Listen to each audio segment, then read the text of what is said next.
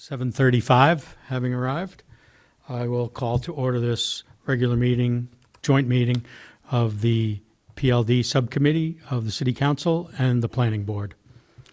This meeting is being broadcast live on the City of Keene YouTube channel.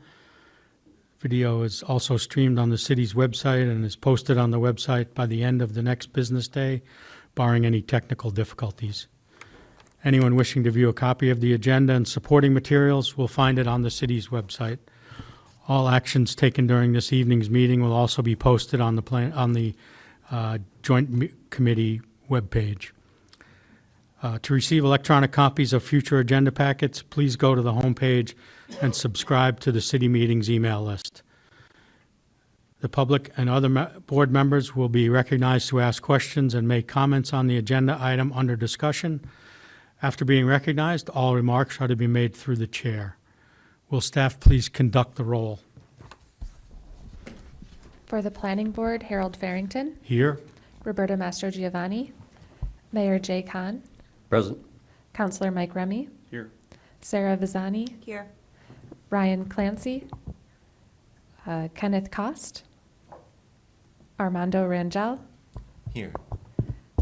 for the alternates, Stefan Mayu, Randon Margolon, Tammy Adams, and Michael Hafer. Here. And Mr. Chair, you have space to promote the alternate member. You sure?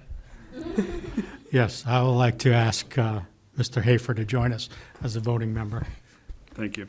And then for PLD Committee, Kate Bosley, Here. Phil Jones, Present. Bobby Williams, and Ed Haas, Here. Andrew Madison. Here.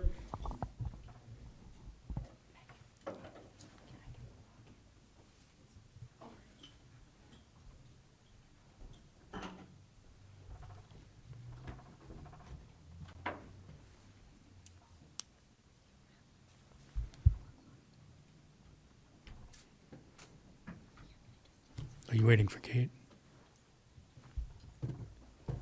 Sorry, what was that? Are you waiting for Kate? Nope. Okay, all right. You're all set with the roll? All right, thank you.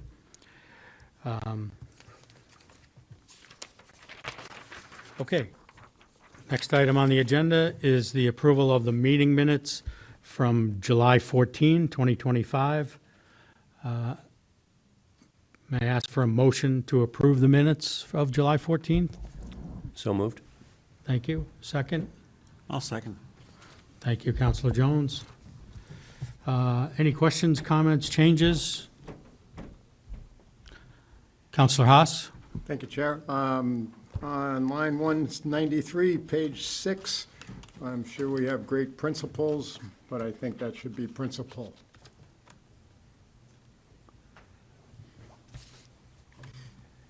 I chose to do a grammar check on it this week, save Mayor Khan from doing it.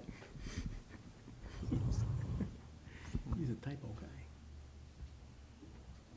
guy. Just spelling. Homonym. Or am I wrong? What line are you talking about? 193.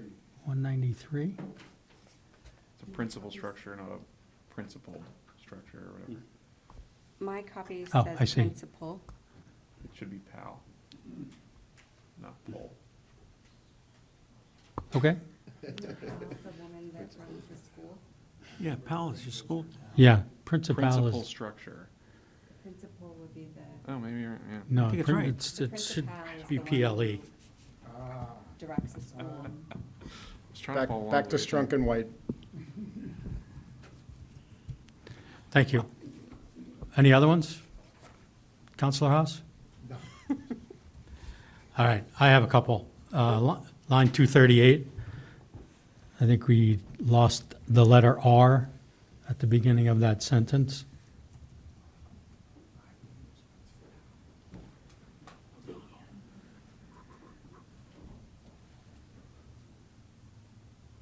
Got it? Yep. And line 373, the word should be towards the end. It should be maximum height. That's right. It's PAL. Is it really? It's PAL. I'm not going to argue with you, but I am right. All right, one for you, Ed.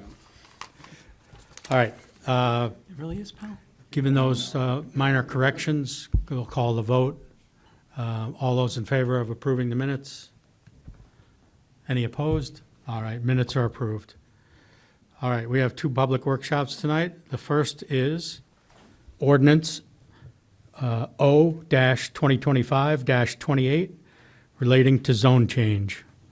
Petitioner Adam Wright proposes to amend the zoning map of the city of Keene by changing the zoning designation of the properties located at 0 Winchester Street, TMP number 592-019-000, 291 Winchester Street, TMP number 592-020-000, 371 Pearl Street, TMP number 592-021-000, 305 Winchester Street, TMP number 593-003-000, 363 Pearl Street, TMP number 593-004-000, 347 Pearl Street, TMP number 593-005-000, 339 Pearl Street, TMP number 593-006-000, and finally, 331 Pearl Street, TMP number 593-007-000. Change from low density to commerce. The total area of land that would be impacted in this request is approximately 2.6 acres. Okay. So, let's see. So I guess we'll proceed to the proposer here. Good evening, Petitioner, I'm sorry. Mr. Chair. John Noonan with Fieldstone Land Consultants here on behalf of petitioner Adam Wright. Looking to amend the zoning map, as you had mentioned. So he's looking to purchase the lots he owns multiple lots on Pearl Street and Winchester Street, the corner right near the recently constructed and finished roundabout. And he's going to be purchasing the other lots that are listed also in here that are not yet closed on. Ultimately looking to have development and looking to either sell the lot, merge the lots, but wants to be able to change it from a low-density residential to commerce in order to increase the uses that would be permitted in that area. We feel that it's a reasonable request, looking at where the location is, directly adjacent to the commerce to the south here, where you have the fast food restaurants, the parking lot across the street where it's Keene State owned. And now with the roundabout built there, it's really changed how this is more, double lanes through here for traffic. It really mimics more of the commerce zone directly abutting it to the south than it does to the residential properties that are in the low density along Pearl Street. These properties are also different from the other lots along Pearl Street in that there's frontage, especially if they were merged, there's frontage on both Winchester Street and on Pearl Street. Both streets of Pearl Street and Winchester Street have municipal infrastructure for water and sewer, which is required. There is also gas, Liberty Gas on those areas as well. So it really works well in having either multi-use on this site, which would be permitted in commerce zoning, where you could have a mixed use of multifamily, residential, or commercial businesses. So it really helps with this corner becoming a merging between residential uses and commercial uses. And really anything onto the frontage of Winchester Street is more geared towards and matches the southern zoning that is currently commerce. I'd like to open up for questions. I mean, we had submitted the map that was in the packet showing where these lots are on the corner, and that it would be contiguous and not be spot zoning, so it would be purple commerce would extend to the corner and intersection at the roundabout between Pearl Street and Winchester Street. Questions? I apologize. Thank you, Mr. Chair. I do not have questions. I need to recuse myself as the family's longtime clients of mine. Okay. Thank you. Questions for Mr. Noonan?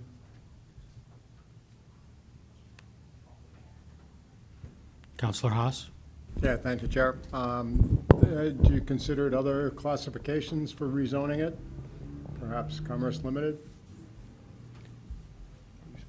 We didn't consider others because of where it's in between the existing for residential, low density and commerce.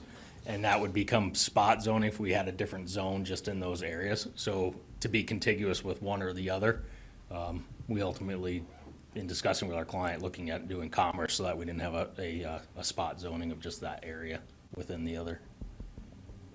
Okay, thank you.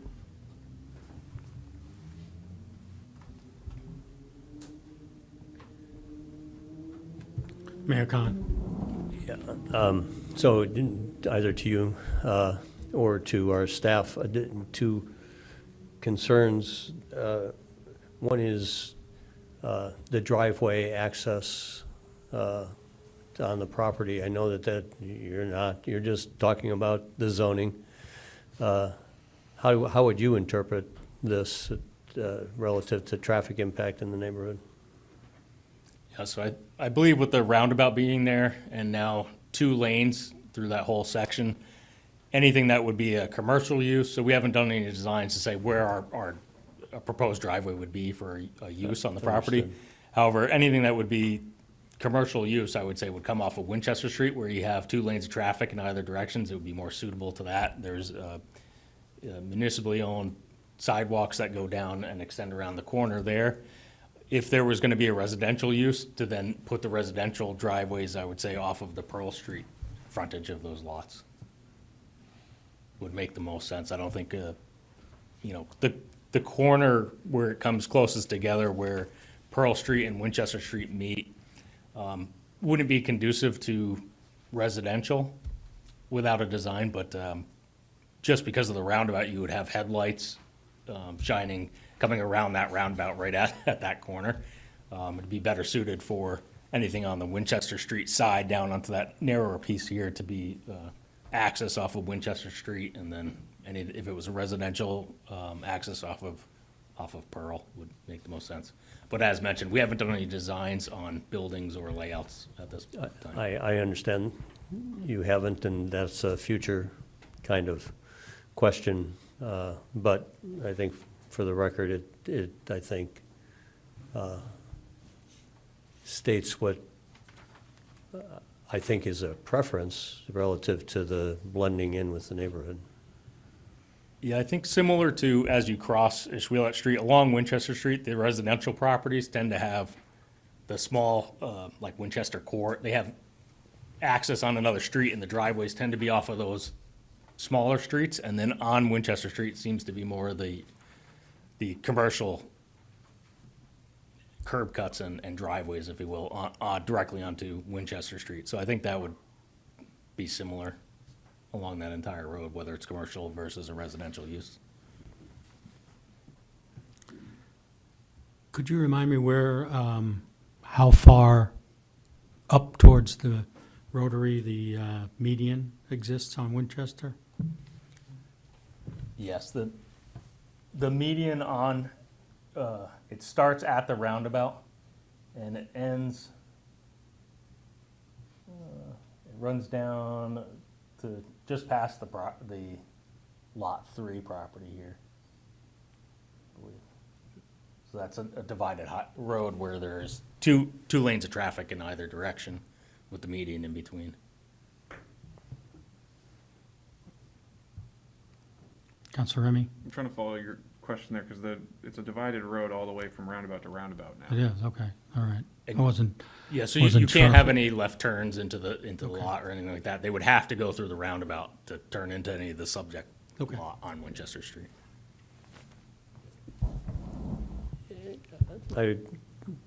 The other concern, and I think it is addressed in the zoning, is, I'm sorry, Mr. Chairman, I just asked to be recognized, may I? yeah, please, go ahead.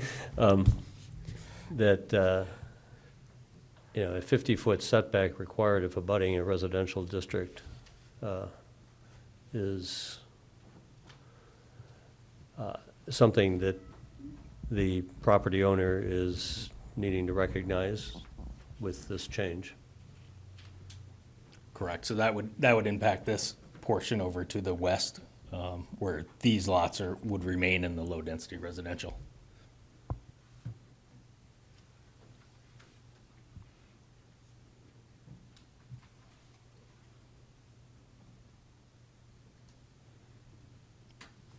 Counselor Remy?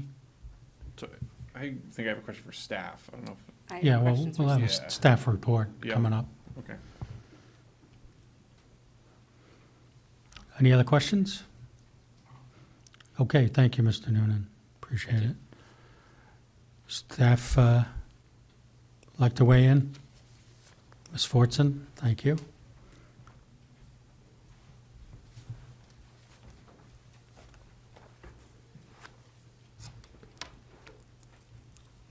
Thank you, Mr. Chair. This is Megan Fortson, planner. So I'm going to try not to rehash too many of the basic details, but as Mr. Noonan explained, the proposed zoning map amendment includes the conversion of 8 existing parcels along Pearl and Winchester Streets from a low-density zoning designation to a commerce zoning designation. The parcels currently range in size from about 0.11 acres up to 0.57 acres for a total impacted acreage of almost 2.7 acres. As a reminder, in these rezoning decisions, the petitioner's intended use of the property should not be considered. Rather, the permitted uses allowed in the proposed district should be evaluated for their suitability on the site. Additionally, the board should consider and review the surrounding land use and zoning patterns, the consistency of the proposed rezoning request with the master plan, the existing and proposed zoning requirements, and the possible resulting impacts. The existing development on the parcels also ranges from a few undeveloped lots to a lot with an existing outbuilding only, as well as a few single-family and two-family residences. So to provide some background regarding the surrounding land use and zoning patterns, as I explained, there's a mix of land uses, but sort of adjacent to these larger cluster of parcels, there's the Keene State College Winchester Street parking lot, which is located to the east. There are McDonald's and other commercial uses located directly to the south of the subject parcels. And then Riverside Plaza and other commercial uses are located to the south and southeast. As Mr. Noonan explained, the proposed ordinance would extend the limits of the Commerce District further to the north. Zoning districts adjacent to the subject parcels include low density to the north and west and Commerce to the east and south. The downtown edge and high density districts begin approximately 500 feet to the northeast across the Estrellet River. And then there's another area of high density zoning that's located about 810 feet to the west of the subject parcels, further along Pearl Street. So this is a little bit interesting because I'm going to go through the master plan consistency, but we all know that this is going to be changing rather soon. This is based on the 2010 master plan. And hopefully in the coming months, we'll have our updated 2025 master plan that will be used in the future. But in regards to consistency with the 2010 master plan, for the community vision, the vision focus area that is most relevant to the proposed rezoning is focus area 1, which focuses on a quality built environment. This focus area contemplates the interconnection of the built environment and residents by focusing on specific goals that are relevant to both. Examples include striving to provide quality housing while continuing to sustain a vibrant downtown, as well as maintaining neighborhoods while also balancing growth and ensuring the provision of infrastructure. So the proposed zoning change would expand the Commerce District further to the north, thereby providing an opportunity for potential developers to construct buildings containing a mix of dwelling units and commercial uses. Rezoning and redeveloping the subject parcels in this way could help provide a transition area between the existing homes in the Pearl Street neighborhood and the existing commercial amenities offered along Winchester Street. All of these uses are able to be served by the existing municipal infrastructure in this area.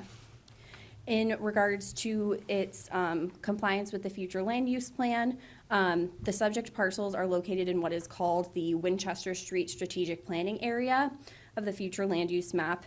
And this area is described as having opportunities for a mix of higher density housing and provision of retail and community services that transition to the Key Road commercial area along Winchester Street towards Keene State College and the Blake Street neighborhood in the direction of Main Street. So the proposed zoning change would allow for the development of a myriad of uses on these parcels, regardless of whether they are merged or developed as individual lots. Permitted uses would include multifamily apartment buildings with commercial uses on the first floor, as well as a variety of other uses, including but not limited to office, retail, and restaurants. This neighborhood also straddles the downtown neighborhoods, traditional neighborhoods, mixed use, and business, industrial, live-work areas of the future land use map. The downtown neighborhoods area is identified as being best suited to accommodate carefully planned growth and density. Alternatively, the business area of the future land use map is identified as being best suited for a mix of low-impact industrial and business uses in conjunction with live-work artist space where employees and business owners live in close proximity to their place of employment or business. So a very interesting mix of different goals and neighborhoods and focus areas. Finally, in regards to the housing chapter, the master plan recognizes the community's ability to improve upon its existing housing stock, create new housing opportunities across all income and lifestyles, balance the mix of rental and owner-occupied units, and basically states that these will continue to be a determining factor in Keene's and the region's health and prosperity. Overall, housing must be conveniently located, healthy, safe, and affordable. So this proposal, obviously, given the fact that it's going from a lower impact zoning district to a higher impact zoning district, would potentially allow developers to provide new diverse housing options at an affordable price point in a location that's convenience for jobs, services, and downtown amenities. And then to compare the two proposed zoning the existing and the proposed zoning districts, I'll quickly read you their descriptions. The low-density district is intended to provide for low-intensity, single-family residential development. All uses in this district shall have city water and sewer service. And then the proposed district being Commerce. Commerce is intended to provide an area for intense commercial development that is accessed predominantly by vehicles. Shopping plazas and multiple businesses in one building would be typical in this district. All uses in this district shall have city water and sewer service. So included in the staff report were two different tables with snippets from the Land Development Code that show the uses that are permitted by right. So in low density, the only use that is permitted by right and without a conditional use permit through the cottage court or a conservation residential development includes single-family dwellings, community gardens, and conservation areas. In contrast to that, you have the Commerce District, which has quite a few commercial uses, institutional uses, congregate living and social services uses, industrial, open space, all of those categories of uses, which I'm not going to go through all of them, that are allowed by right versus low density. Also included was a separate table just comparing the two zoning districts. The requirements are very different, obviously, given the intent behind these districts. Just for example, in low density, you have a minimum lot size of 10,000 square feet, and in Commerce, you have a 15,000 square foot minimum lot size. For setbacks in low density, you're required to have a 15-foot front setback and a 20-foot rear setback and a 10-foot side setback. In Commerce, you would be required to have a 20-foot front, side, and rear setback with an increased 50-foot setback if a property is located adjacent to a residential zoning district. Lot coverage requirements are also quite different because for low density, you can have a maximum impervious surface coverage of 45%. So all of your structures and your paved surfaces, you can have up to 45% of that lot that's covered by those. In commerce, you can go up to 80%. So 80% of your property can be covered by parking areas, walkways, structures. So implications of the proposed change, this is the last section, I promise. This obviously would create a new swath of commercially zoned parcels along Pearl Street and Winchester Street, with the abutting parcels to the north, northwest, and west remaining part of the low-density district. And then all of the parcels have access to city water and sewer service, which again is required in both the low density and in the commerce district. Any future development on these lots, if they're rezoned to commerce, would need to be reviewed to ensure that there's sufficient capacity of sewer and water services available for the proposed development. In regards to recommendations, we do have 2 recommended motions. For the planning board, if they felt it was appropriate, your motion would be to find the proposed ordinance consistent with the 2010 master plan.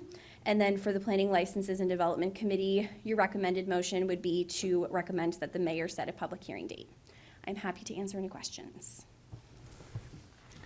Thank you, Ms. Fortson. Questions for staff? Mike, I'm sorry, Mr. Counselor Remy, you said you had a question? It was answered through that process. My question was around, as we're reviewing this, it was brought up that, we're thinking about what could be used. It has nothing to do with what they talked about. So while they mentioned that they were potentially going to merge them, we can't make the decision based on that. It's what they are right now. And even if they did merge them, somebody in the future could break them up into 15,000 square foot lots. So it's about what it could be used for. So just want to be thoughtful of that. I was curious how many of the lots are compliant with 15,000 right now. So that would require that I know the conversion from acres to square feet, which I don't. I apologize. How many? 10,000 is a quarter acre, I think. 10,000 is a quarter of an acre. 15 is a third. So I don't know. That's a good question. I can't do that math. Yeah, so, looking at the units, then it would say that 339 is on the edge, 371 would be non-compliant, but is already non-compliant. So, the lots that are non-compliant would remain non-compliant. There's one lot that might become non-compliant, depending on how exact these are. So, Mr. Chair, may I just jump in here really quick? I believe that if you were to rezone these properties, the ones that are below 15,000 square feet would become a legal nonconformity. Yeah, and that's why I wanted to bring that up, is where we would be creating a legal nonconforming. Some of them may already be legal nonconforming in low density. There's 0.12 acre. Yeah, 0.12 acres and 0.11 acres. Which would already be below the 10,000 minimum for low to density, so they're already non-conforming. But the 0.31 may become non-conforming, so we may be creating additional non-conforming lot sizes. So just a consideration as we're going through it. I was trying to do that same conversion. I didn't know if there was a cheat sheet somewhere. Can you speak up, please? I'm not hearing what he's saying. There are, if it's difficult to hear, so we have our microphones here, but if it is still difficult to hear, there are devices on the side of the room that'll help and amplify the sound. But if you could move that map, we could also see somebody's, when you're talking.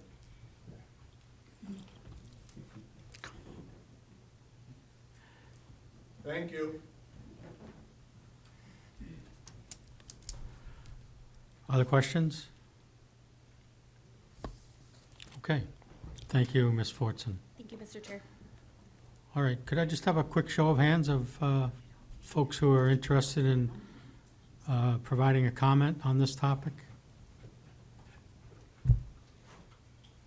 1, 2, 3, okay. All right. I guess, I'm not going to read it, but I'll make note of, for the record, that board members were distributed a letter from an abutter, Mr. James Wright Jr. and Mrs. Patricia Wright from 344 Pearl Street, lodging their reasons for objecting to the zoning change. Okay, so with that, why don't we just start on this side, ma'am, in the maroon? Yeah, please, just come up to the table and have a seat and speak into one of the mics. But we're gonna just, if you don't mind, if giving us your name and address. Just have a seat here. I'm Barbara Peliquin, and I live at 308 Pearl Street on the corner of Pearl and Wood Street. And I have lived there for 55 years.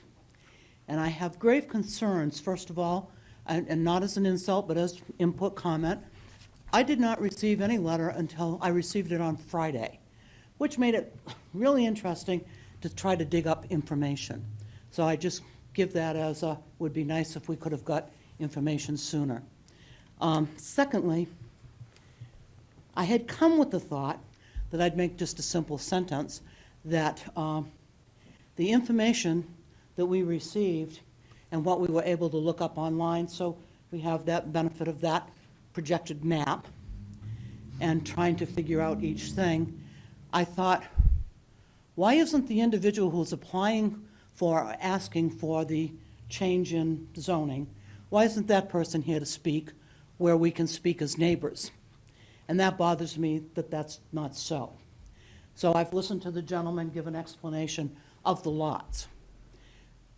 My concern is that I would like to be a positive participant in changes in my neighborhood, and that we have gracious input, and we have a lot of insight from what it is to live on Pearl Street, and what the city has done to accomplish the roundabout and whatnot are all very positive things. But if you live on Pearl Street, it's not quite that positive. It's not real comfortable. It is treacherously dangerous to get off our street.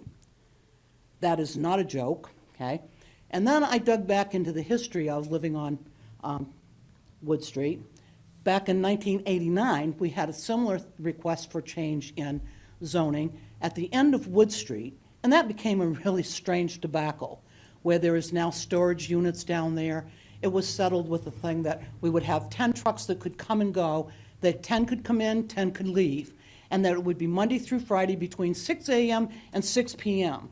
Live in my house and be shaken out of your bed at 2 o'clock in the morning when a truck comes rolling in, or a motorcycle that's going down the street to be the next in line for tomorrow's whatever service.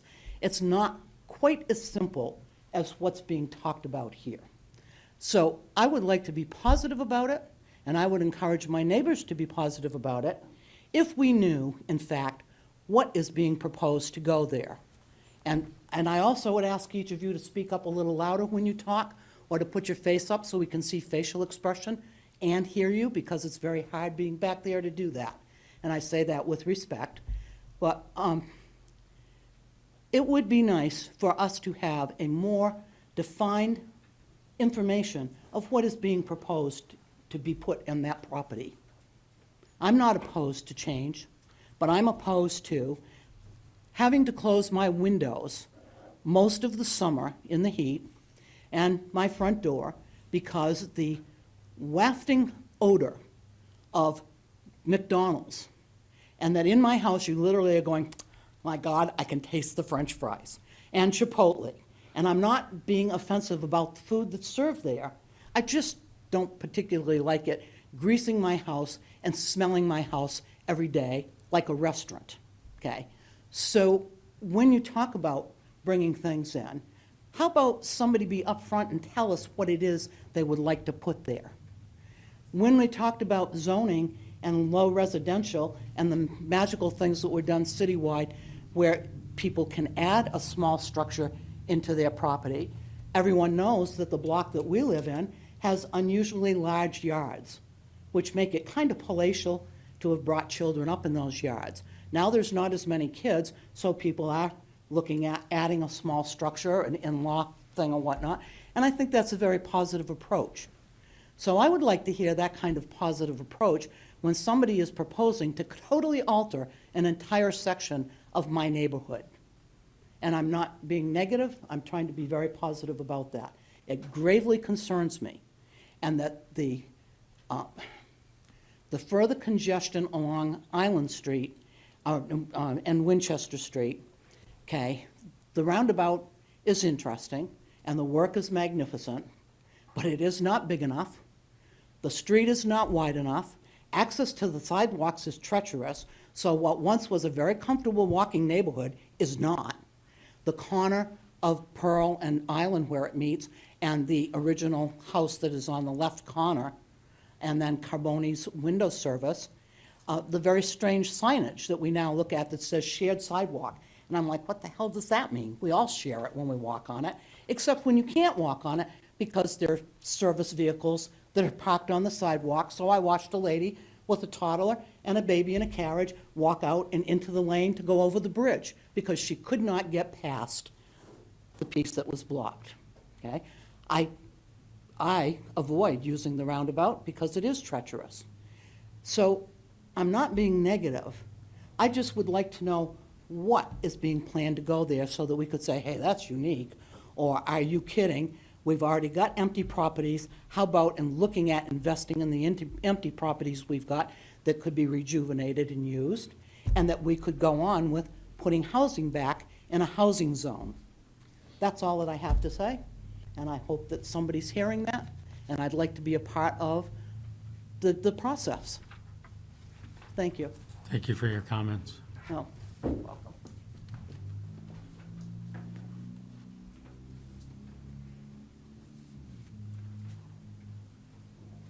Who would like to go next?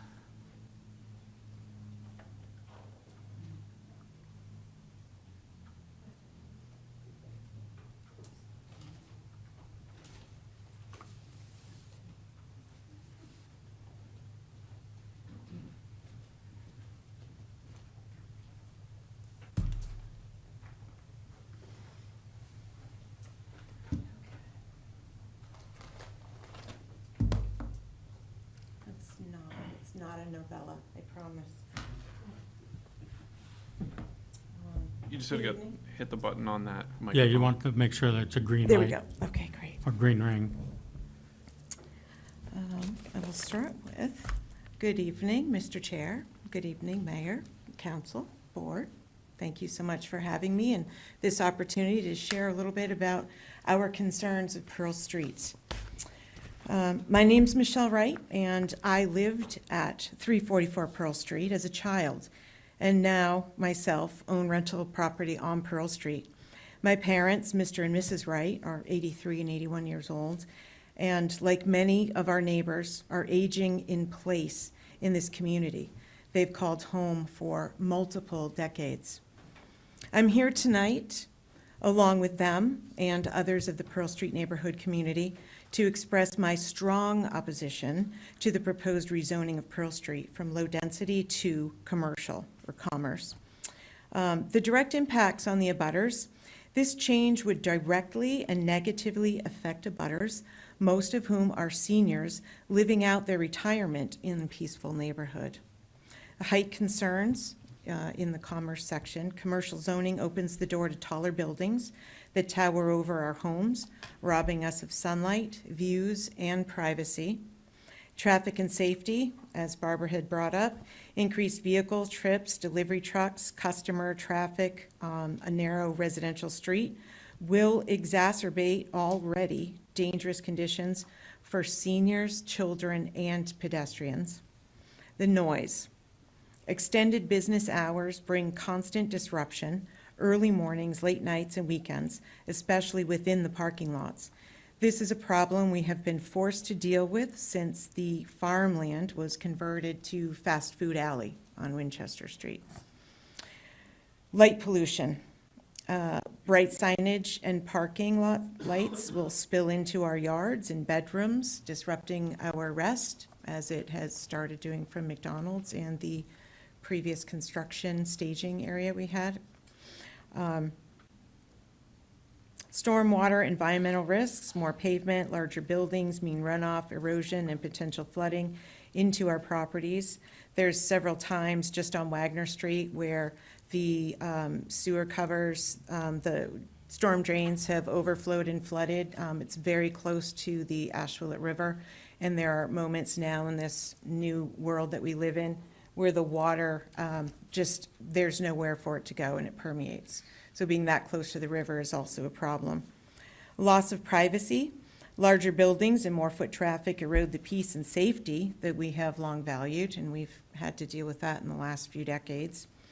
Property values, the presence of commercial zoning in a quiet residential block reduces the value of our homes and discourages future families from moving here. Conflict, again, my parents received this letter on Wednesday, so I took some time off to read the master plan, the 2010, and then the draft for 2025. So I've just kind of spoken a little bit to this.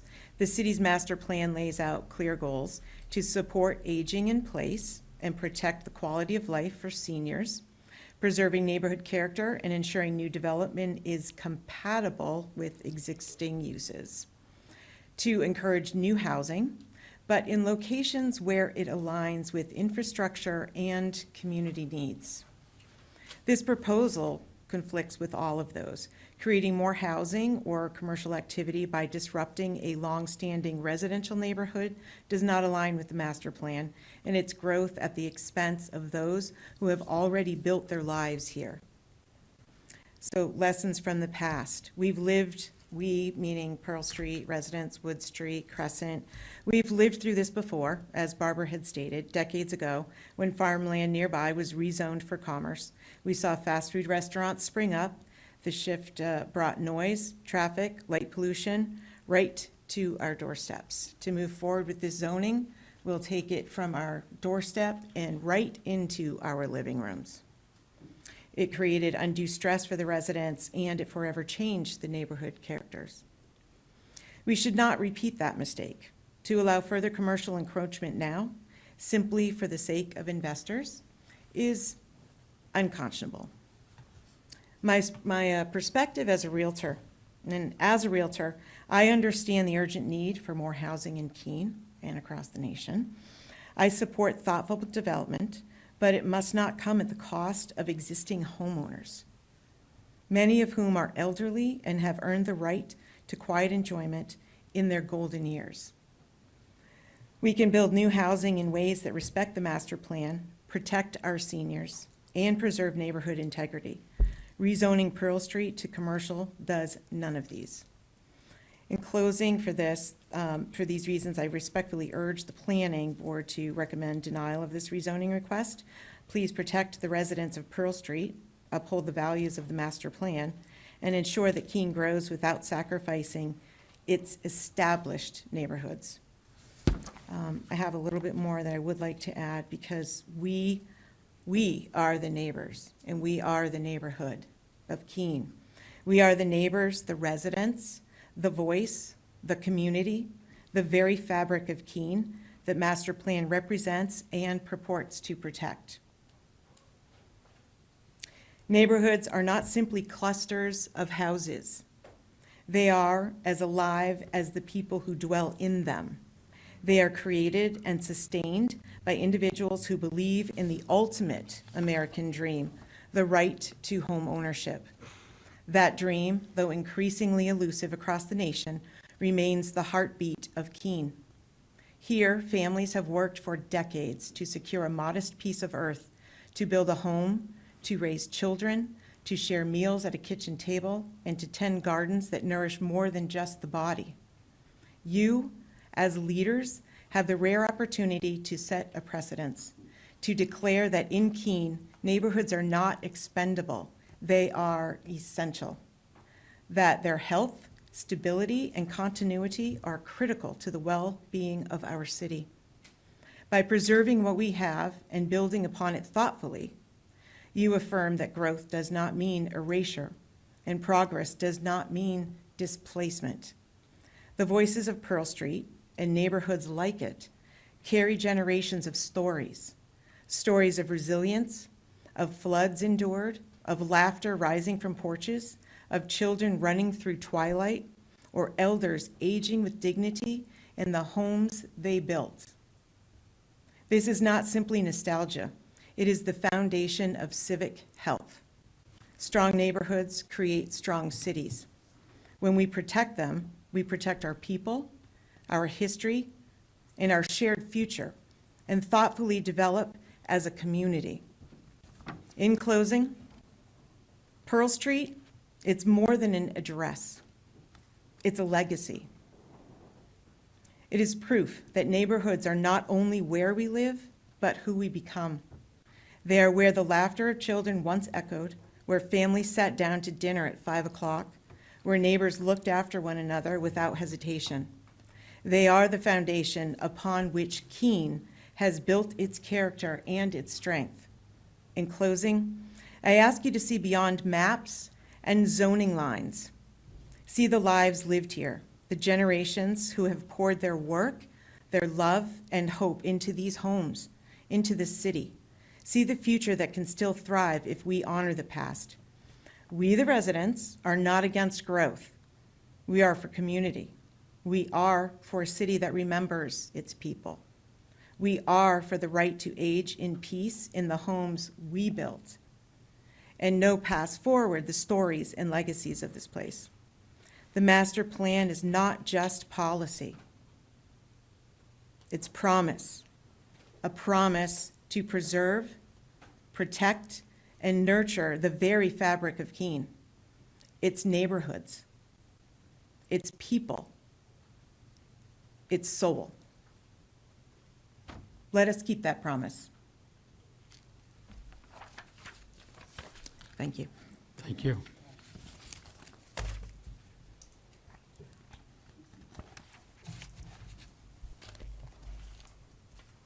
Questions?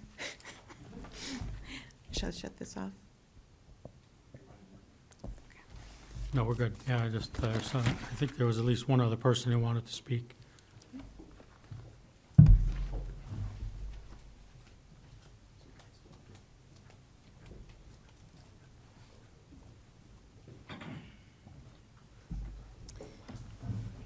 Good evening.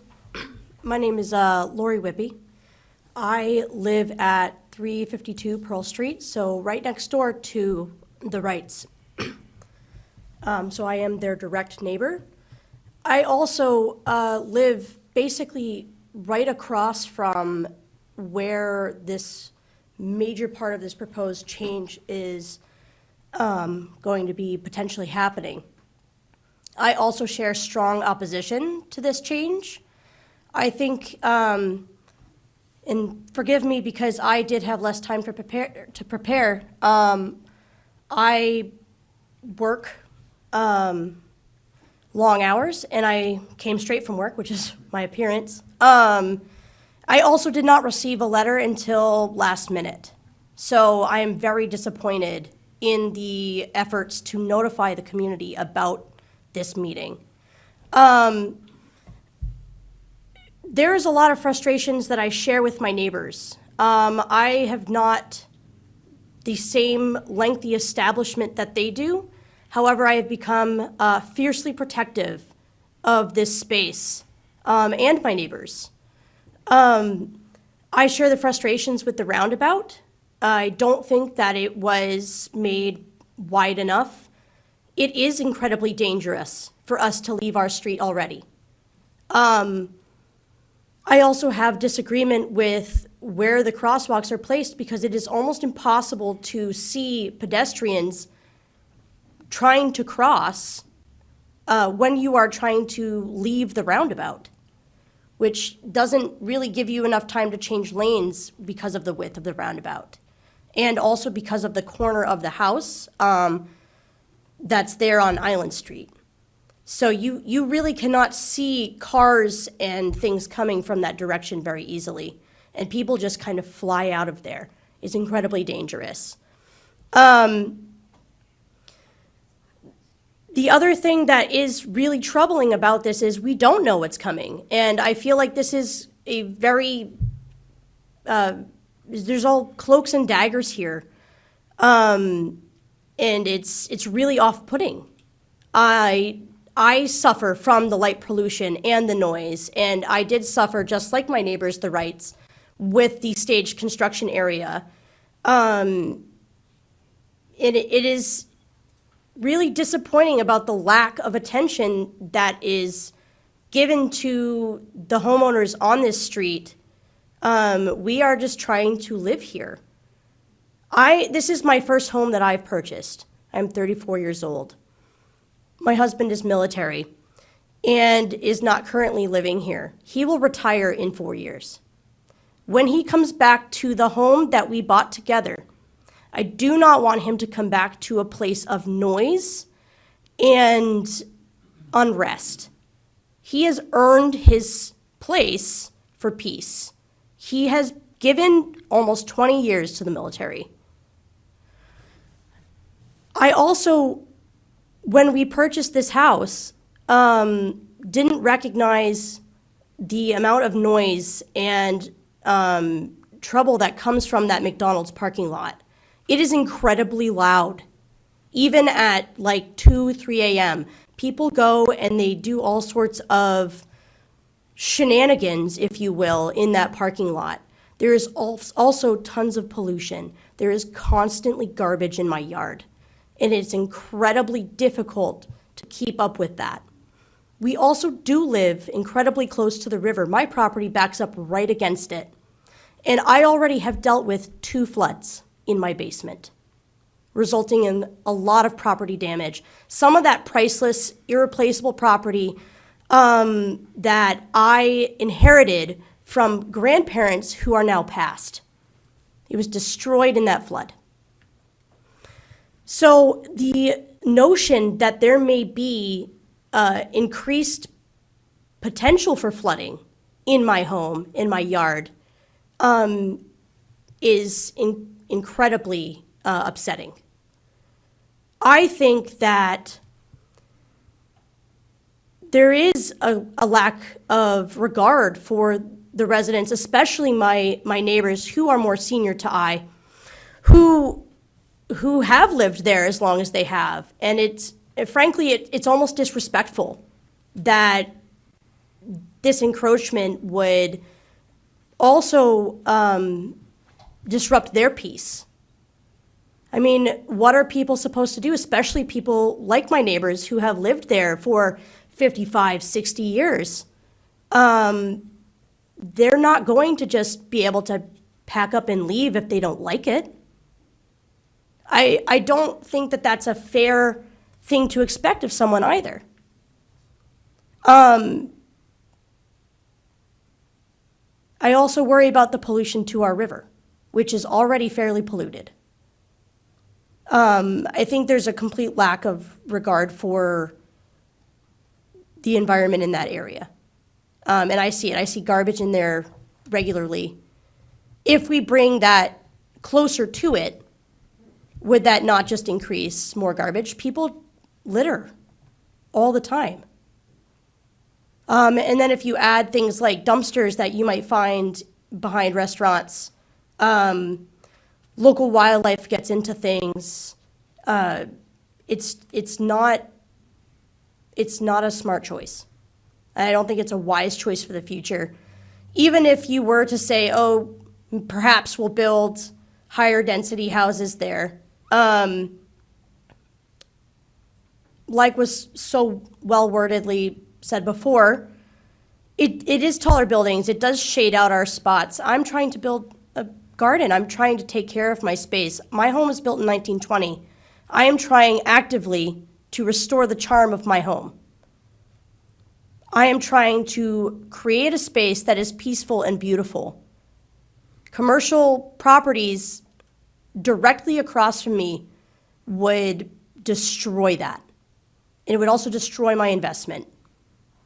Because, like my neighbors, I cannot just pack up and leave. Thank you. Thank you.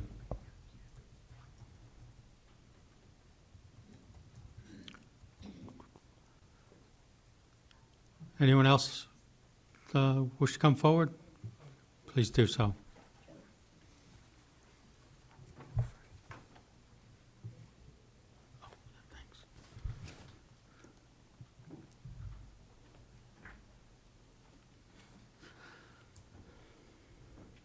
I'm James W. Wright Jr.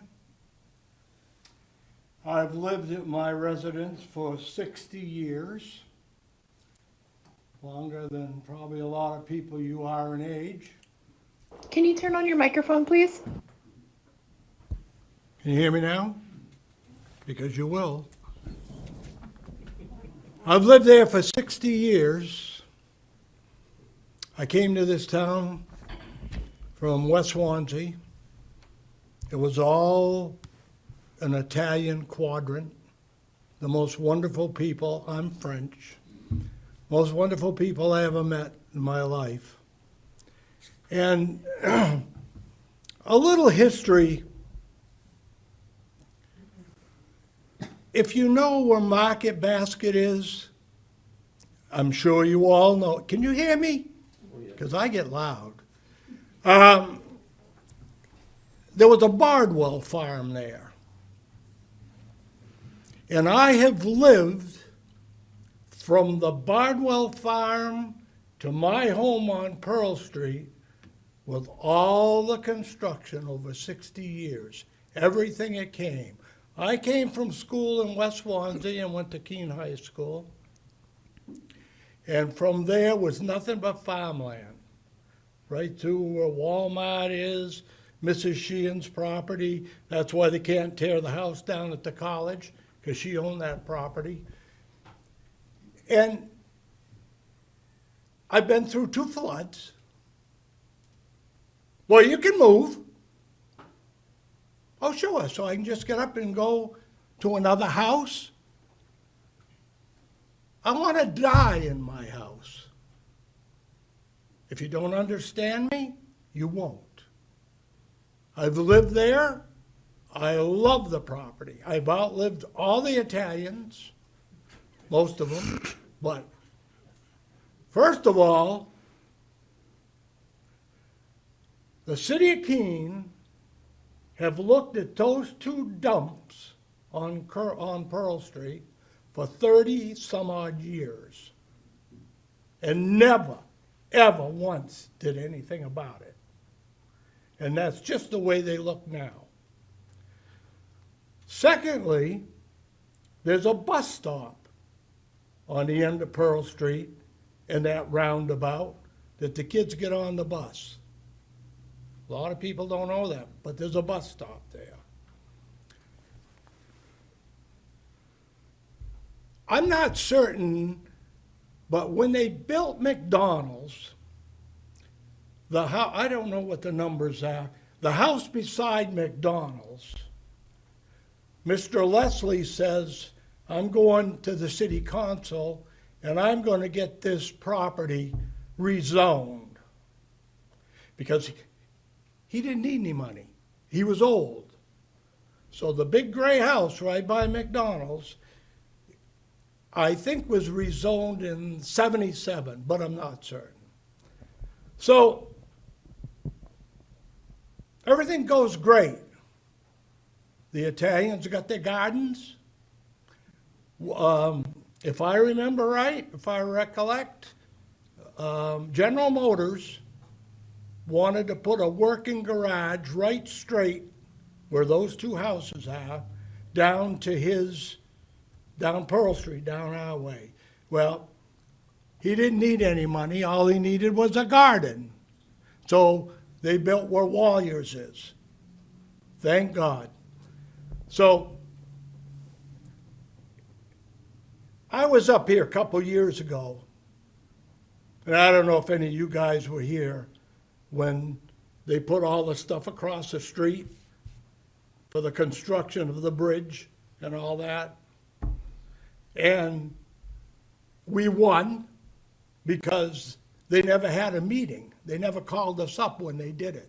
I think it was a handshake. Never know. I will never know. And Mr. Wright, whose namesake is mine, I don't know him personally, he called me up July 24th of this year and said, did I mind if they put all the construction stuff that they have on Island Street back on that piece of property? Well, he cut 40 feet of the curbing off that street. I know, I measured it, to have all the trucks. When finally they got him out of there, he reclaimed it. It looks good, it looks great, and everything. But getting back to the zoning, so then somebody comes in and says to Mr. Leslie, we can give you all kinds of money for that property. So he come up to get it rezoned again. The city said, no, that's where the line is, right there. So that house would have to be sold to go with that and whatever the deal is. I just love my home. I don't imagine anybody here lives by a roundabout like we do. No one uses their blinkers, so you don't know, and I'm sure you know that. I've driven 1.5 million miles, and I use my blinker. So, in retrospect, I don't want to give up that neighborhood. Whether they ripped, now I have got a little, somebody said that this Mr. Wright is thinking about putting a Chick-fil-A in there, in that property, not building houses or apartments. That's all I heard. I don't know if it's true or whatever. But I'm standing up for my neighborhood. Like I said, I went through the '87 flood when that whole quadrant was shut off. Lights, gas, everything. Electricity, we slept in shifts.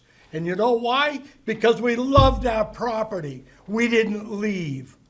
For 5 nights, my wife slept during the day and stayed up at night, or vice versa.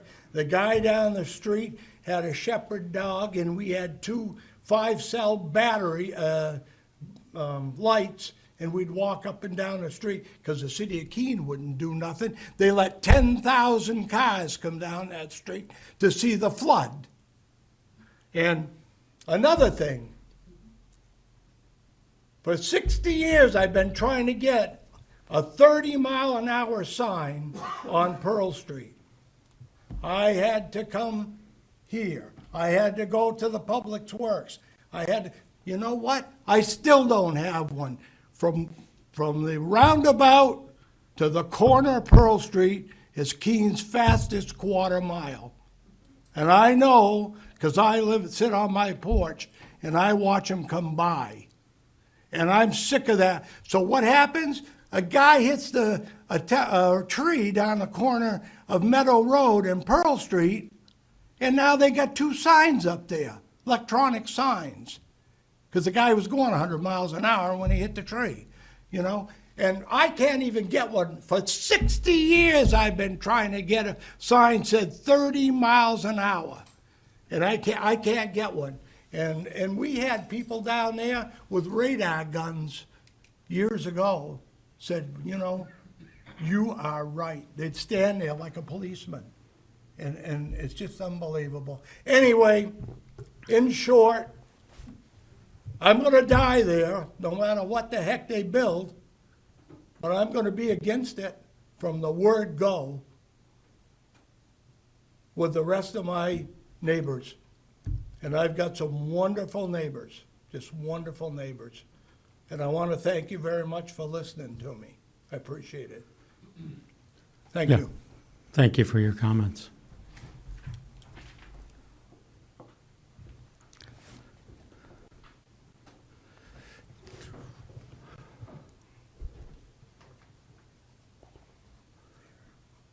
Anyone else? Okay. Before you close the public, can I ask you a question, Mr. Chair? Yes, Counselor Jones. Just so those from the public that are here know, there will be another opportunity to speak. There will be a full public hearing before the city council, which would be maybe a month, depends on if there's a continuance of this tonight or not. It would probably be a month later after this is settled here. Our first speaker, Barbara, I didn't catch your last name, I apologize. Thank you. You wanted it, we can't be project specific. We can only address what the uses are that can go into that zone, into that zoning. We can ask staff to give you the list of uses. They can read them off for you if that helps. But that's the reason we can't tell you exactly what's going there, and the petitioner can't tell you either. So the way that I view, I understand. We can't have a conversation, you have to come up to the microphone. That's why I asked before the public, close the public, that, and Mr. Chairman has to let you. May I? Yeah, please do. I fully understand and have already read that material. Mine is, it's kind of like, what one of you have got the nicest car? Who owns the nicest car here? I don't know if I should Because that, but. I'd like to use it. Trust me, I'd like to use it. And I'd only like to use it for a month. And I'm a good driver, so you could keep your insurance and cover me. How do you feel about that? Where am I going with it? You have no clue. You don't know what my record is, okay? And that is how I feel about, I understand how the functions work. My first husband was the youngest mayor of the city of Keene. Believe me, I understand a lot of the hard work you all do. What I don't understand. Councilor Jones's point was, there will be potential additional opportunities.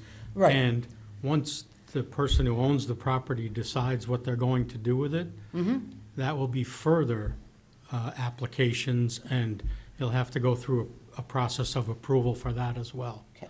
But we don't And- know what that is yet, and we can't ask Right. him to tell us that if he's not And ready. so my hope is that no decision is made until we all fully know what it is they're proposing to put there. Because that is the issue. Can't do that. That is the issue. Okay. And so, again, I'm not adverse to advancement. I'm not averse to a change, okay? But I don't want to be duped, okay? I don't want another situation on the street that I live in where major vehicles have come and gone, massive trucks. The company who rents one of the buildings at the end of the street is a very reputable street creator and whatnot. Huge pieces of machinery coming and going. My house rattles. I've never had my windows replaced. I'll be punished by the state of New Hampshire. But they all rattle, and now a couple of them, the glass is cracked because the entire house shakes when these vehicles come down the street. And we have no recourse for that. But if we had understood and known the process early on, there would have been some no's to some of the things that went on at the end of the street. We can't change it now. But we can guide ourselves through what's good for us, what's good for our community, and what's good for the people that already live there. Not counting the fact that I'm not a real understanding how a piece of the economy works, but I have been given to understand that when you get a big commercial thing into your neighborhood, it can potentially decrease your value of your own property. Your Yeah, that- house isn't as desirable for resale on the edge of my old age because you've got all these things there that people don't want to be near.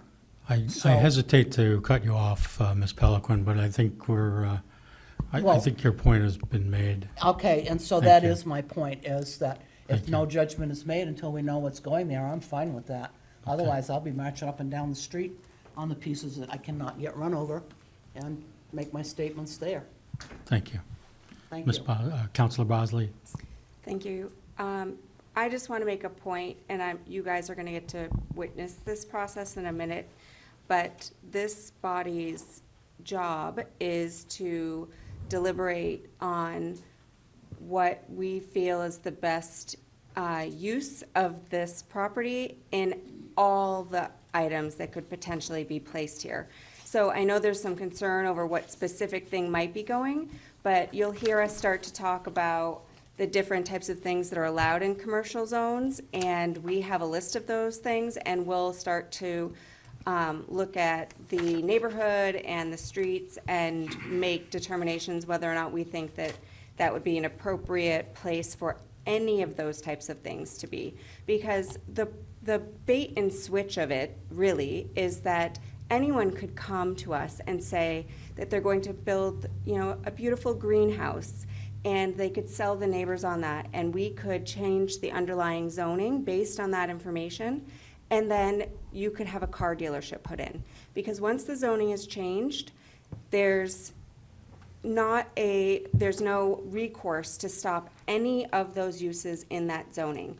So it's really better that we don't know specifically what the person intends to put there, and that we look at what the most potentially harmful use would be, and us make a decision whether or not we think that is appropriate there.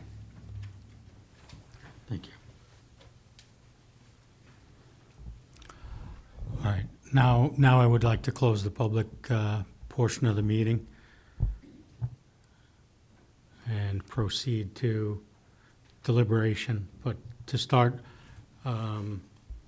we'll need a motion from the planning board. Counselor Remy?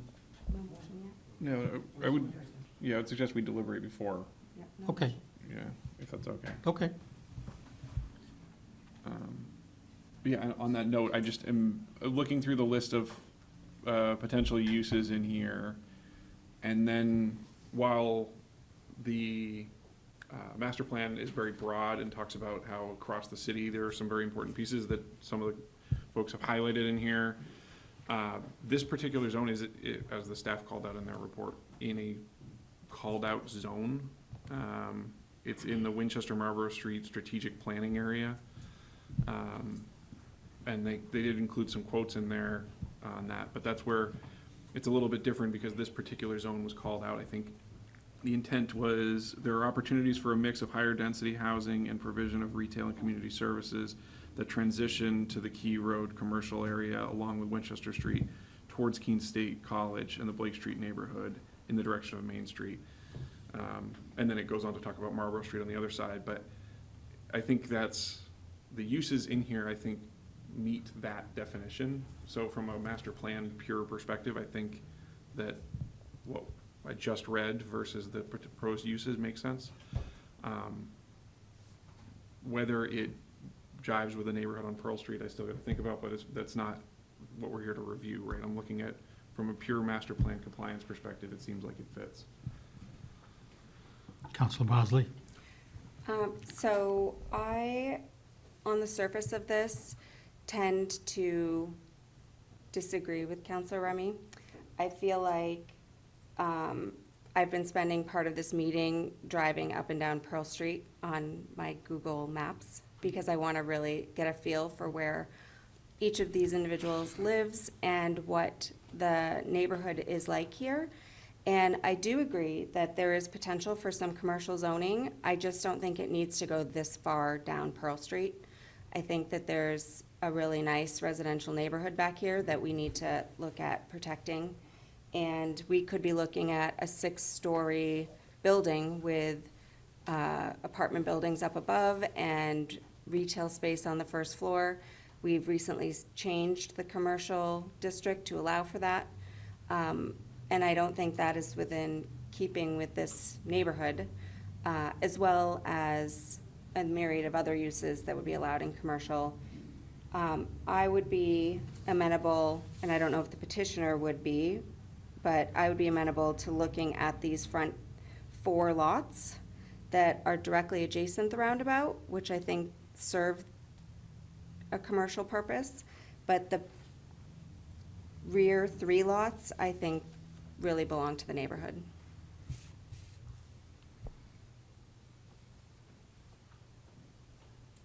Just to clarify, which 4, is it 381, 291, 305, 363? 8 lots too, so.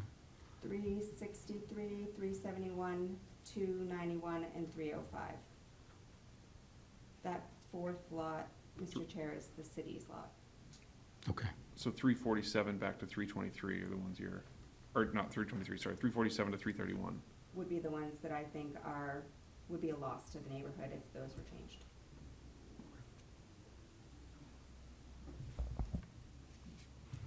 Counselor Jones?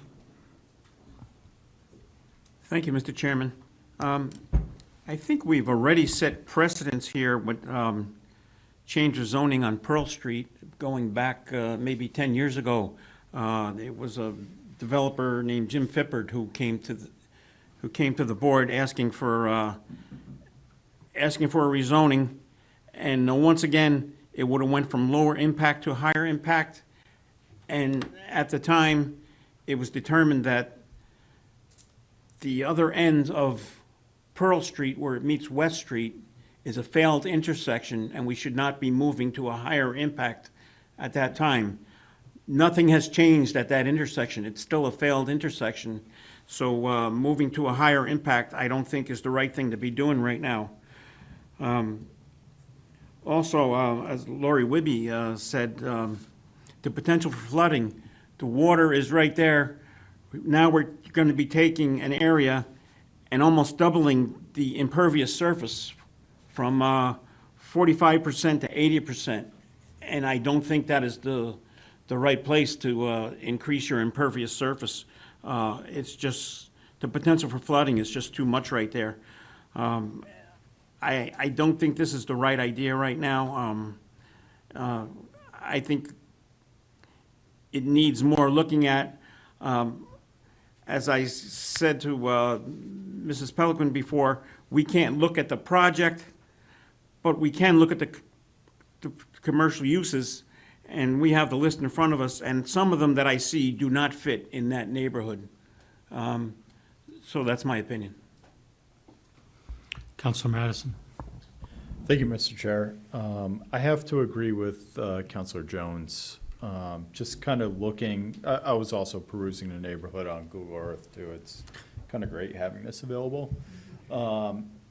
Like it's a residential street. It's not meant for a lot of traffic. And looking at the commercial uses that could potentially go into these lots, I kind of worry what kind of traffic they're going to bring onto Pearl Street. And either people are going to be going down and turning around in people's driveways, or turning around on those two side streets, Wood and the other one, can't remember its name, or going all the way through Pearl Street off to West Street to that intersection.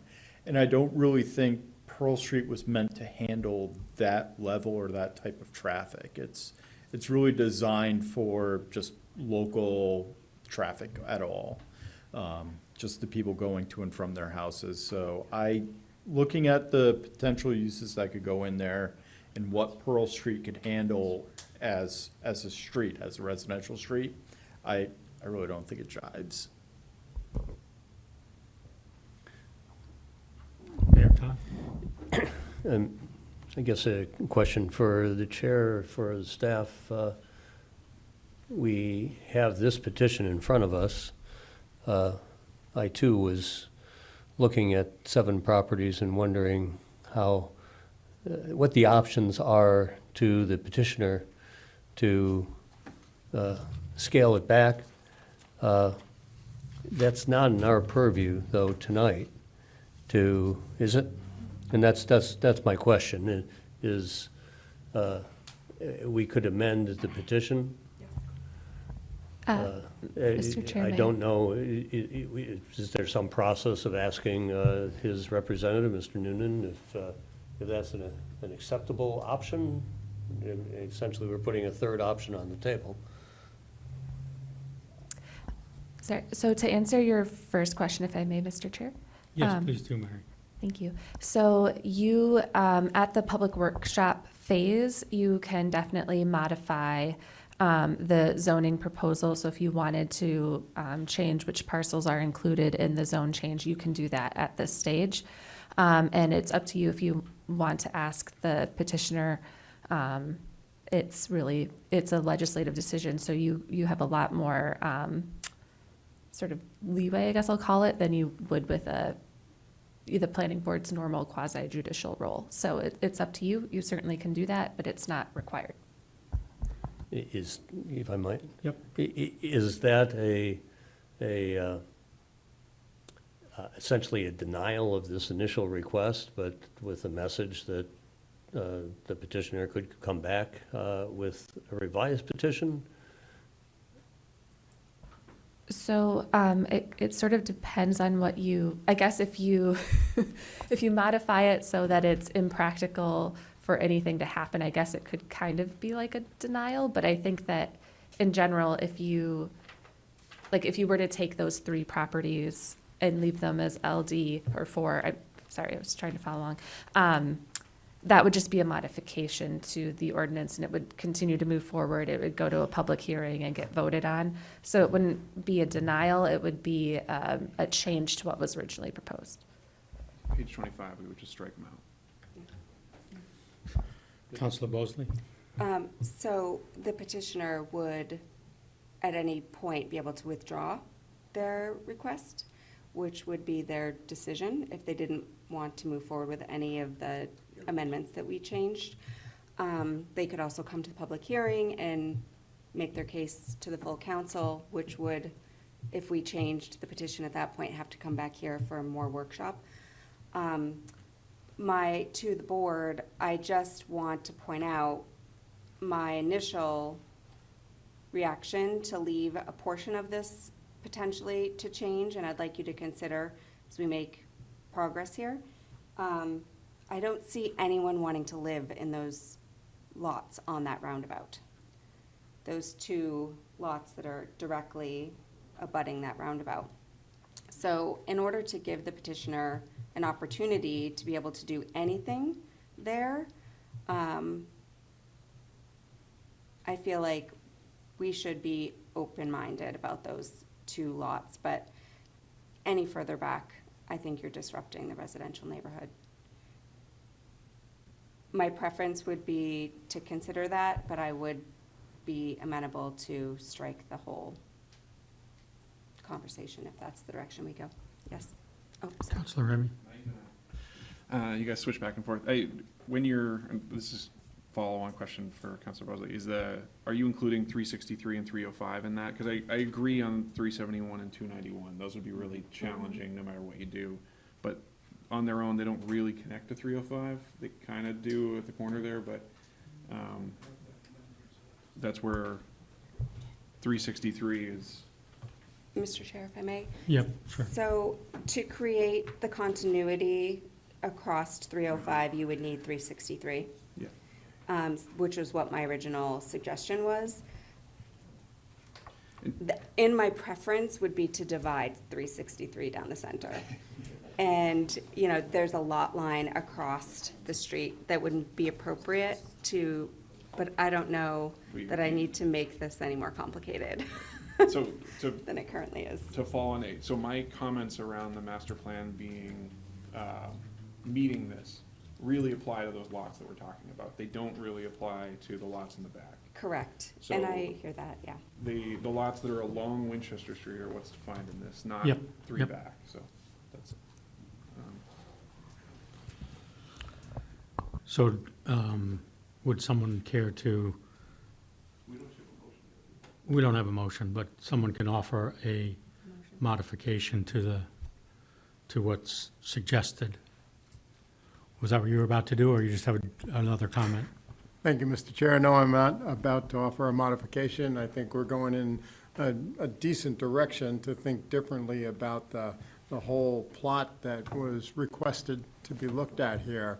It's unfortunate that we're locked into the definitions of zones and their permitted occupancies. And probably just making an observation and comment, we should explore opportunities to find ways to accommodate these transitional zones. We have other zones like this in the city that are considered transition zones and look to accommodate small residential neighborhoods as they move up against a commercial zone. And I think all of us could look harder at those opportunities and see what we might develop about that. I'm going to rewrite the whole land development code someday, but we can start out in those directions by thinking about what other kind of opportunities there might be. So, sorry, I don't have a modification. I'm not moving the process along, but I had to say that. Thank you. Counselor Remy? Thank you, Mr. Chair. In the interest of moving along, I I don't know the right process for it because there's not actually a motion in front of us, I guess, but it would be to amend the proposed ordinance to remove 331 Pearl Street, 339 Pearl Street, and 347 Pearl Street, so that the only remaining properties would be the city's property at 0 Winchester Street, the properties at 291 Winchester Street, 305 Winchester Street, 363 Pearl Street, and 371 Pearl Street. Second. Maybe I'll help move it along. Thank you, Mr. Chair. Just to be clear, if we amend it in this way, so the public understands that, then the petitioner might withdraw the petition, or we would move to a public hearing on the amended, accepted proposal. Correct. Thank you, Councilor Haas.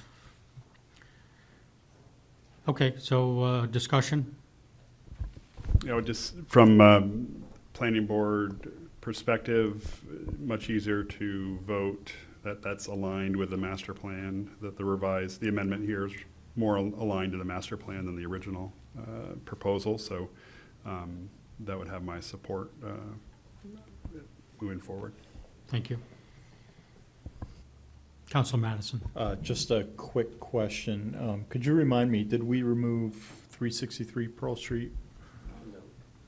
No, That remained to connect 305 with 371 and 291. Okay, understood. Thank you.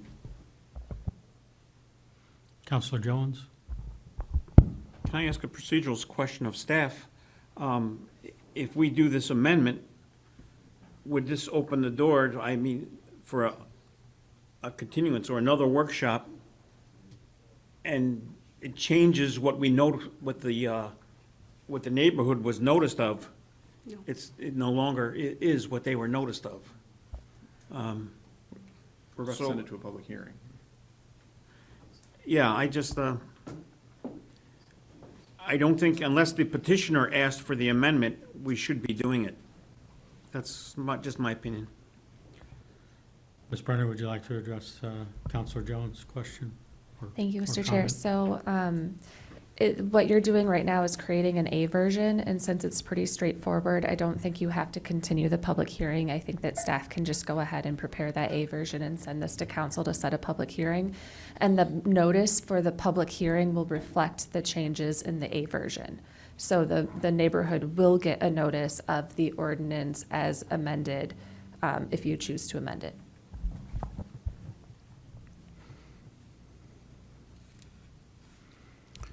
More questions or comments?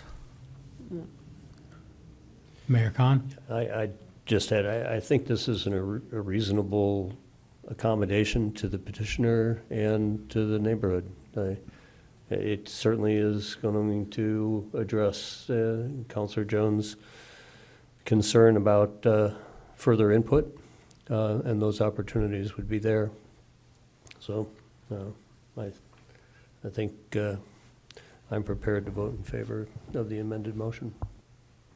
I'm sorry, of the motion as presented. You'll get a chance. You're getting only the master plan, okay? All right, so, Well, we have to vote on the amendment as a whole. okay.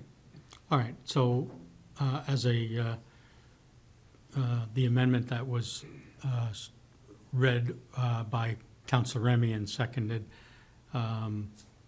we'll need to take a vote whether we approve the amending the original written copy. So we'll call the vote on that. So all those in favor of the amendment? Yeah, both sides. Okay, opposed? Okay, amendment is accepted. Okay. Amended. Yeah, it's amended. I mean, we didn't motion it, but we had it here, so treating it as if it were on the table. So at this point, we move to two different votes. And the first vote will be, would you like to go first? Sure. Okay. Councilor Bosley.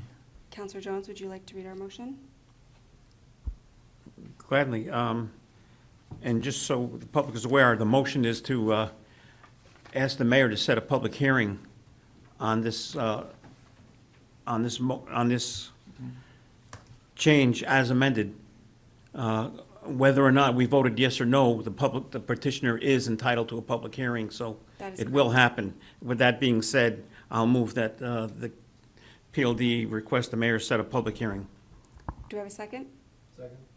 Motion made by Counselor Jones, seconded by Counselor Williams. Any questions on that? All in favor? And that's unanimous. Okay, now for the planning board side. Counselor Remy, thank you. Thank you. I move to find proposed ordinance O 2025-28A consistent with the 2010 Comprehensive Master Plan. May I have a second? Second. Second by Mr. Angell, thank you. Any discussion? All those in favor of consistency with the master plan? Any opposed? Okay. Planning board votes that the amended motion is the A version is consistent with the master plan. Great. Okay. Thank you. We appreciate everyone's input tonight.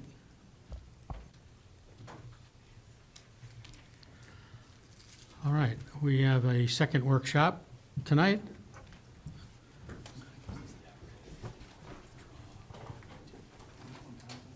This one hopefully is faster. This one's Evans, though, I don't know.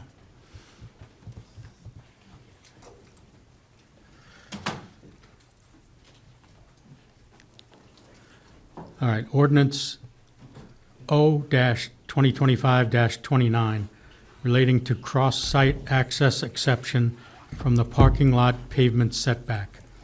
Petitioner, City of Keene Community Development Department, proposes to amend section 9.4.2.a of the Land Development Code to create an exception to the parking lot pavement setback requirement to allow for cross-site access across drive aisles across property lines.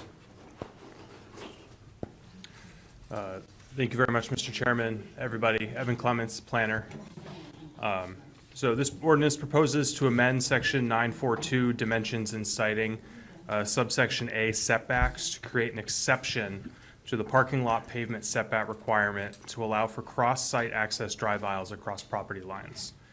The intent of this change is to promote vehicular traffic movements between commercial properties without the need for vehicles to travel from one property to the next on the public right-of-way. This change will reduce the amount of short hops from one plaza to the next as patrons travel to nearby stores. This change will also create flexibility for businesses that operate across multiple parcels and are looking to create internal connections to each side of the operation. The proposal includes some requirements for cross-access connections, including size, location, access agreements, and planning review. I've included in the background the intent statement for the parking lot regulations in the staff report. For the sake of all of our sanities, I'm going to skip reading it. So the article outlines on-site parking requirements based on zoning and driveway design standards. And then section 4 of the article outlines all the requirements of parking lots within the city, excluding single and two-family uses.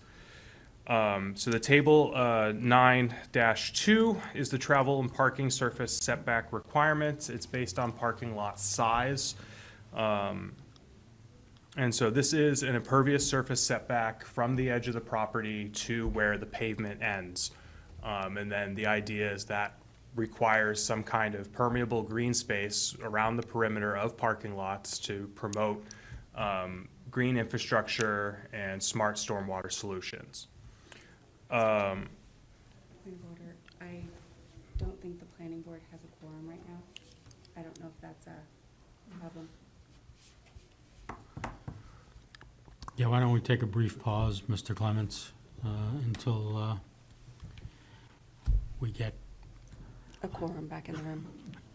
the mayor or Councilor Remy back. Well, now I'm going to have to start over from the beginning, and I am going to read the intent statement about the parking regulations. Yeah, exactly. Thank you. I'm sorry. I just started to notice. So it was a good call. Is there a time sensitivity to this decision as well? No, I don't believe so. Are you suggesting that we punt it? You want to see a grown man cry right now? Is that what you're saying, Mike?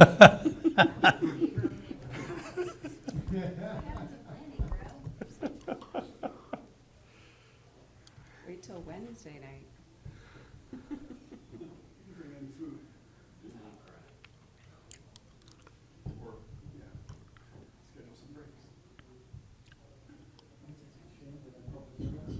We have 11 things on our agenda. They're not the ones I'm concerned about. Thanks, Mike. Bobby's item might get some conversation. We have,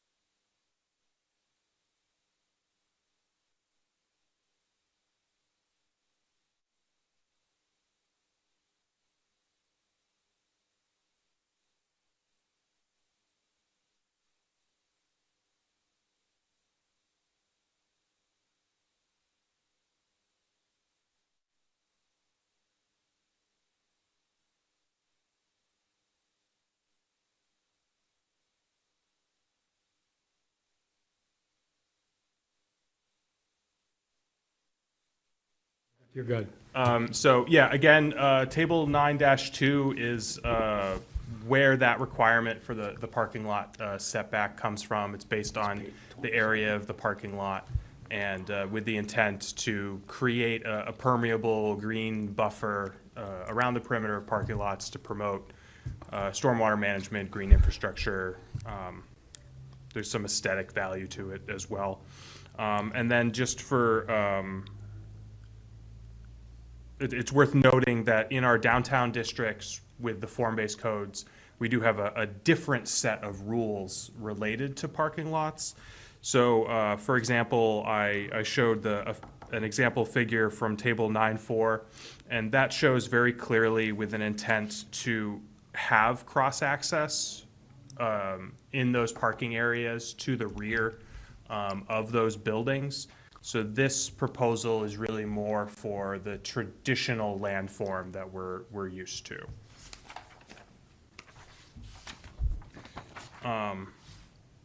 Let's see. So just what is cross-site access? So cross-site access is a form of access management, which is one of the aspects of land use management and one of the planning board's site development standards in Article 21 of the Land Development Code. Access management involves the planning and coordination of the location, number, spacing, and design of access points from the public right-of-way onto adjacent property. This allows for efficient control of vehicle movements by reducing conflicts and maximizing the traffic capacity of roadways. Well-planned access management systems facilitate safe access to land along roadways while promoting and supporting an efficient street system and unified access and internal site circulation for development. A cross-site access is the continuation of a parking lot drive aisle across a property line that allows vehicles to travel from one property to another. I feel like I'm doing this in a rave. Without having to re-enter the street system. These connections can have a one-way or two-way traffic flow, with examples of these connections currently existing throughout the city, and are especially prevalent along existing major commercial corridors such as West Street. With a picture below from the the West Street Shopping Plaza, and then there's an adjacent building right on West Street at 465 West. And you can clearly see that there are two cross-access points that exist. And this is all throughout the city. So really, the core function of this proposal is to provide an allowance for these design elements to happen naturally as part of a site plan design review and development process. Currently, if a property owner wanted to create an access point, there's no allowance in our zoning code to allow that to happen outside of the downtown. And so they would need to get a variance for it. And we've actually, staff have had within the last year, at least two proposed developments that have kind of run headfirst into this sort of oversight, for lack of a better word. I looked in the previous zoning code before the land development code adoption, and this conflict seemed to exist there as well. I'm unsure how past practitioners have gotten around it for many of our shopping plazas that exist currently have these things. So at its most basic, this proposal is almost a cleanup and kind of a common sense, like, yes, we should be allowing these things to happen and we should make them easy. And so that's more or less what we're proposing to do. I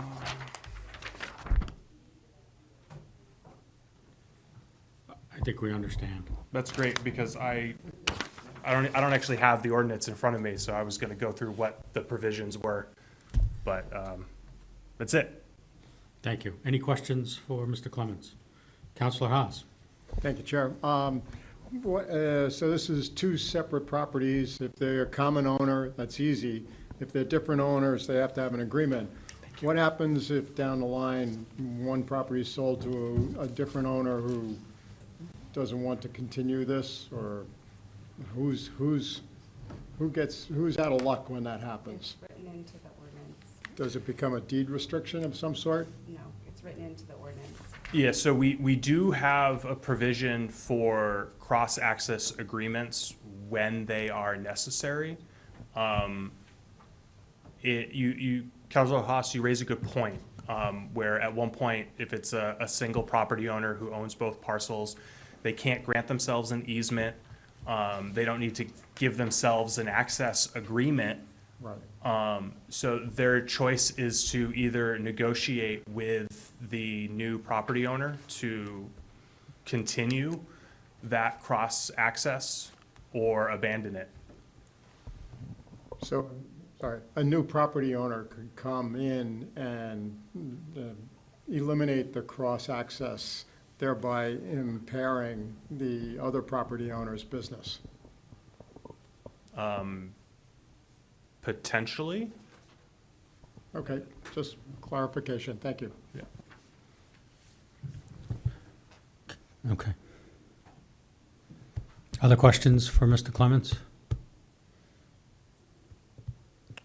Does anybody have any, I've been granted my own recommendations. The general intent in here is to make them be safe.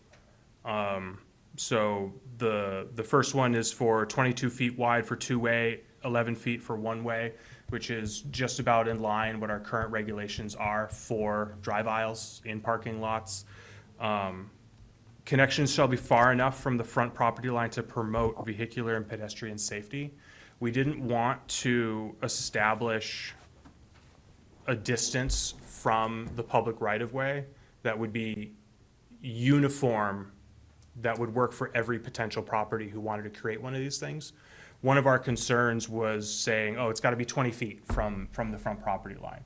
What if a certain parcel isn't that deep, or it doesn't make any logical sense? Now we're forcing them to go get a variance when the whole point of this was to reduce the amount of variances that need to be sought to create these cross-access. So that's how we baked it in with planning review, and we basically are going to be working with applicants to figure out where these things make sense and how to do them safely. And now I am actually done. Ms. Brenner, did you have a comment? Thank you, Mr. Chair. I just wanted to point out something because if you have the packet in front of you, I believe it's page 31 of 31, that shows the mock-up. The last one there, F, which says planning review shall be required per section 2612(3). I just wanted to point out that that includes administrative planning. And the reason why we wanted to put that in there was just so that there's some review to make sure that those different elements that Evan was talking about with respect to pedestrian safety, that there's somebody who's reviewing that. But planning review does not necessarily mean like a full-blown site plan review. It could just be an administrative review. Thank you. Counselor Remy. I'm ready to make a motion. Thank you. Thank you. I just to have some form of deliberation before I spell out my motion. I think this makes sense. It's making us. Can you turn on your microphone, please? No, I think this makes sense. There's no one in the audience. Makes us much more compliant across the board. I think overall it's great. So I would move to find proposed ordinance O 2025-29 consistent with the 2010 comprehensive master plan. Second. Mayor Khan seconds, thank you. Any discussion? All right, we'll call the vote. All those in favor? Not you guys. The vote is, the ordinance is consistent with the 2010 master plan. Counselor Jones, would you like to make the PLD motion? Thank you. Just one procedural point that we didn't make is we didn't open up to the public because there's no public here. Okay. So that should be on the record. All right, that's correct. Okay, Public. and that being said. Vacated. That being said, I would move that the PLD recommend that the mayor set a public hearing. I second. Motion by Counselor Jones, seconded by Counselor Madison. All in favor? And that is unanimous. Great, thank you. Okay, any new business? Great. Next meeting of this body is October 14, 2025. And I will now adjourn this meeting at 9:22.